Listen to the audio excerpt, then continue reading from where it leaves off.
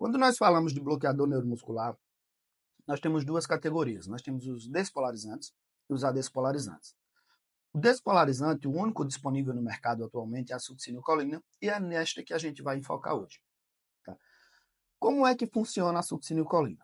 Revisando rapidamente a fisiologia, na placa neuromuscular nós temos o receptor pós-sináptico nicotínico do sistema nervoso parasimpático, formado por 5 subunidades. Destas 5, nós temos duas subunidades chamadas subunidades alfa. A acetilcolina endógena, fisiologicamente falando, ela se liga a essas subunidades alfa, provocando a despolarização da membrana e provocando o estímulo muscular. Então, eu tenho lá a contração muscular, tenho a despolarização da membrana, tenho o processo natural. A succinilcolina, o meu bloqueador neuromuscular despolarizante, ele é formado por duas subunidades de acetilcolina. Então, eu tenho duas acetilcolinas, que é a minha succinilcolina. Ela vai chegar nessas mesmas subunidades alfa do sistema nervoso parasimpático, o receptor nicotínico pós-sináptico. Ele vai chegar nessas duas subunidades alfa, se ligar a estas duas subunidades alfa, semelhante à acetilcolina endógena, provocar o estímulo muscular, então vou ter contração, que a gente vê a fasciculação do paciente.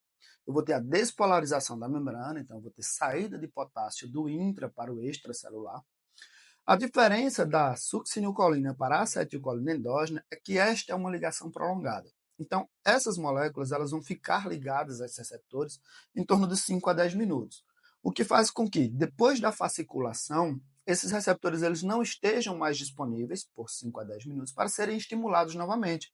Então, essa musculatura ela evolui com um relaxamento. Então, eu tenho o relaxamento pós-fasciculação com o uso do bloqueador neuromuscular despolarizante. E qual a vantagem de se utilizar a succinilcolina? A vantagem é a seguinte: ela é uma droga que tem um início de ação muito rápido. Então, em torno de 60 segundos eu tenho um início de ação, eu tenho condições ideais do ponto de vista de relaxamento para a intubação do meu paciente. Ela é metabolizada muito rápido. Então, em torno de 5 a 10 minutos, essa droga ela já foi metabolizada pela pseudocolinesterase plasmática. Então, eu já tive essa metabolização, eu não vou ter mais ação de relaxamento. O meu paciente vai retomar a sua ventilação espontânea. Na prática, estas são as duas grandes vantagens da succinilcolina. Desvantagens. Ela atua semelhante a uma acetilcolina, estimula o sistema nervoso parasimpático. Então, eu também tem um estímulo do receptor muscarínico. Então, eu tenho broncoconstricção, eu tenho bradicardia. Essas, além da hipercalemia e da fasciculação, que a fasciculação em si não é um grande problema, mas pós-fasciculação, alguns pacientes relatam dor muscular em decorrente disso, principalmente aqueles pacientes que têm uma grande massa muscular, que têm uma fasciculação muito intensa. Na prática, hoje em dia, quando é que eu escolho utilizar a succinilcolina? Eu escolho utilizar quando eu quero induzir rapidamente esse paciente, quando eu quero ter condições ideais de intubação muito rápida. É o paciente de estômago cheio, é o paciente de urgência, que eu preciso que ele esteja pronto para ser intubado em torno de 60 segundos. Tá? Essa é a grande vantagem da succinilcolina. A outra categoria de bloqueador neuromuscular, os adespolarizantes, eles funcionam na mesma subunidade alfa do receptor nicotínico pós-sináptico, só que eles não são formados por duas subunidades de acetilcolina. Eles atuam estimulando, se ligando a essas subunidades alfa de maneira competitiva, mas apenas uma subunidade, tornando ela indisponível para a ação da acetilcolina endógena. Isso faz com que eu tenha o relaxamento, mas não tenha, por exemplo, fasciculação, porque não houve estímulo do receptor. Houve apenas ligação, tornando-o indisponível para a ligação da acetilcolina.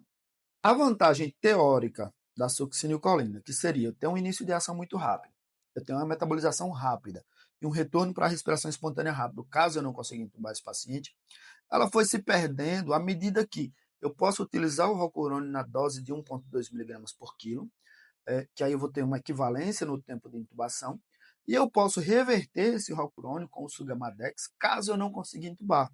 Então, tive dificuldade de intubação, acho que não vou conseguir intubar. Um anestesista experiente, alguém experiente em via aérea tentou intubar e não conseguiu. Sugamadex, reverte o rocurônio e esse paciente retoma para a sua respiração espontânea.